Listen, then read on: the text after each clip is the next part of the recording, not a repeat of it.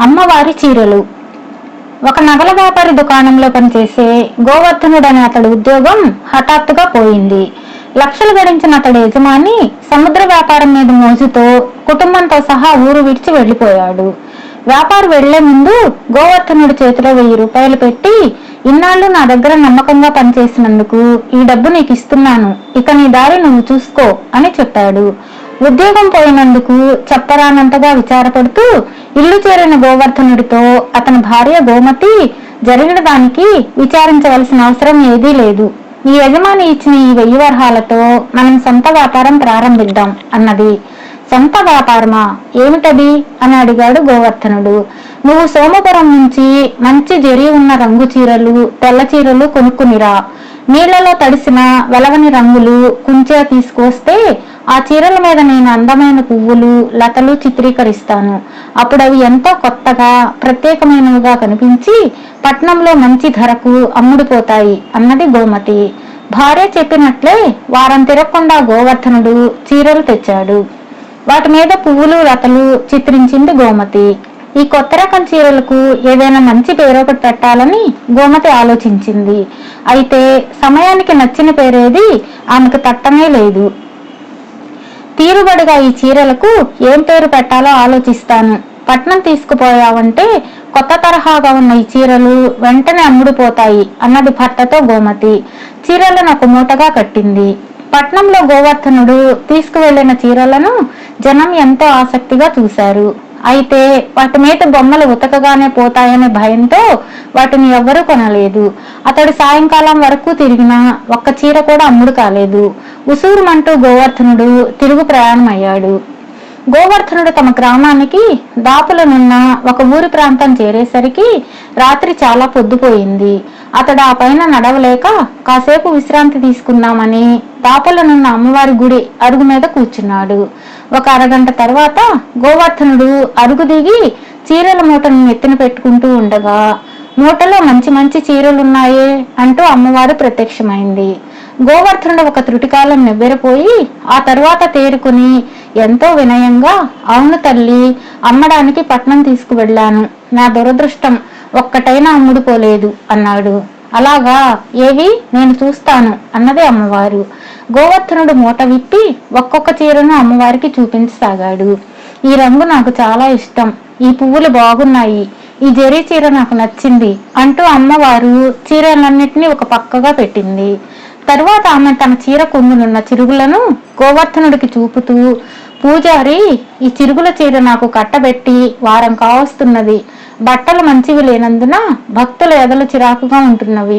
నువ్వు తెచ్చిన చీరలు చూస్తుంటే ఎంతో హాయి అనిపిస్తున్నది అన్నది. అదేం తల్లి, భక్తులు నీకు ఎన్నో చీరలు కానుకగా ఇచ్చిపోతుంటారు కదా అన్నాడు గోవర్ధనుడు.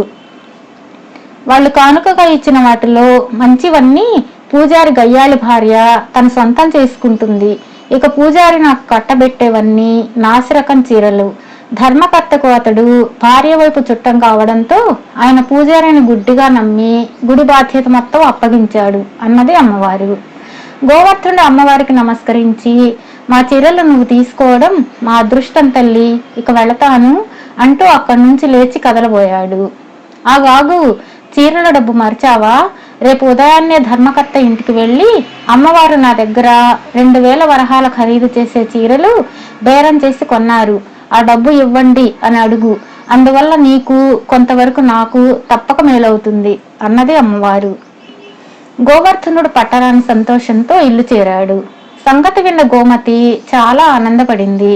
ఆ రాత్రి తెల్లవారే వరకు ఆ భార్యాభర్తలిద్దరికీ కంటి మీద కునుకులేదు. తెల్లవారుతూనే గోవర్ధనుడు గుడి ధర్మకర్త ఇంటికి వెళ్ళి ఆయనకు అమ్మవారు చెప్పమన్నట్లుగానే చెప్పాడు. ధర్మకర్త గోవర్ధనుడిని నకసక పర్యంతం ఒకసారి పరీక్షగా చూసి, నీకేమైనా మతిపోయిందా?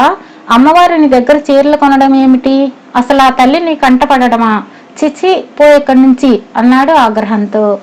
గోవర్ధనుడు చిన్నగా నవ్వుకుని, అయ్యా, పూజారి పుణ్యమా అని అమ్మవారు తనకు కావలసిన చీరలేవో తానే స్వయంగా కొనుక్కోవలసి వచ్చింది. ఏం చేయగలం, అంతా కలిమహిమ అన్నాడు వ్యంగ్యంగా. ఆ జవాబు విని ధర్మకర్త విసుక్కుంటూ అప్పటికప్పుడే పూజారి ఇంటికేసి బయలుదేరాడు. పూజారి ఇల్లు గుడికి దాపులోనే ఉన్నది. గోవర్ధనుడు ధర్మకర్త వెనక్గా నడిచాడు. తెల్లగా తెల్లవారిపోయినా పూజారి ఇంకా నిద్రపోతూనే ఉన్నాడు. ధర్మకర్త కేక విని అతను తలుపు తెరిచి బయటకు వచ్చాడు. ధర్మకర్త గోవర్ధనుడిని అతనికి చూపుతూ, ఇతను ఒక చీరల వ్యాపారి. అమ్మవారు తన దగ్గర రాత్రి 2000 రూపాయలు విలువ చేసే చీరలు కొన్నట్లు చెబుతున్నాడు. ఈ సంగతి నీకేమైనా తెలుసా అని అడిగాడు. అమ్మవారేమిటి, స్వయంగా చీరలు కొనడం ఏమిటి? అపచారం అపచారం. వీడెవడో రాటుదేలిందో దొంగైనా అయి ఉంటాడు, లేక ఊళ్ళు పట్టుకు తిరిగే వెర్రివాడైనా అయి ఉంటాడు అన్నాడు పూజారి కోపంగా.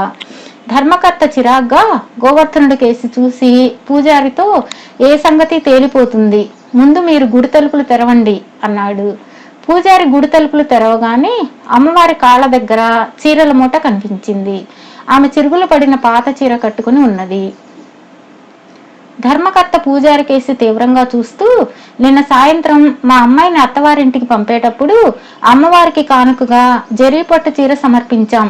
దానిని రాత్రి పూజా సమయంలో అమ్మవారికి అలంకరిస్తానన్నావు. మరి ఇప్పుడు ఆ చీర ఏమైంది అని అడిగాడు. పూజారి వణికిపోతూ తల వంచుకున్నాడు. గోవర్ధనుడు కల్పించుకొని ధర్మకర్తతో, అయ్యా, తమరు పూజారి గారి భార్యను అడగవలసిన ప్రశ్నను పూజారిని అడుగుతున్నారు.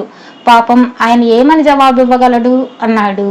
కొద్దిసేపు ఆలోచించిన మీదట ధర్మకర్తకు పూజారి అక్రమ ప్రవర్తన అర్థమైపోయింది.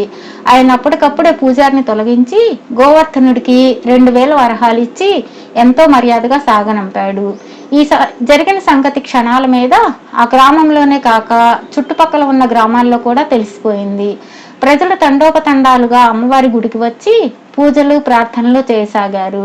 కొందరు స్త్రీలు గోవర్ధనుడి ఇంటికి వెళ్లి అమ్మవారి చీరలు కావాలంటూ మరీ అడిగారు.